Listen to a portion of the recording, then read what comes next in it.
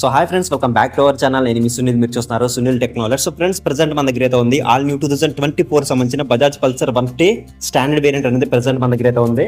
So 2024 లో మనకి digital console కి అప్గ్రేడ్ అయితే చేశారు. అలాగే స్టిక్కరింగ్ కూడా మనకి కంప్లీట్ గా చేంజ్ అయితే చేశారని చెప్పొచ్చు. సో స్టిక్కరింగ్ అనేది కొంతమందికి నచ్చుతుంది, కొంతమందికి నచ్చకపోవచ్చు, ఎందుకంటే ఎవరి ఒపీనియన్ వాళ్ళకు ఉంటుంది కాబట్టి. సో మీ ఒపీనియన్ ఏంటి ఈ స్టిక్కరింగ్ గురించి కింద కామెంట్ సెక్షన్ అయితే కామెంట్ చేయండి.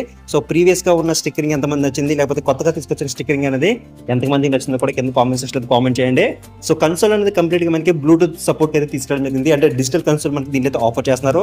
సో రీసెంట్ గా మనకి N150 ఏదైతే కన్సోల్ చూసామో అదే కన్సోల్ మనకి దీంట్లో కూడా ఆఫర్ చేస్తున్నారు. బ్లూటూత్ సపోర్ట్ కూడా మనకి దీంట్లో తీసుకోవడం జరిగింది.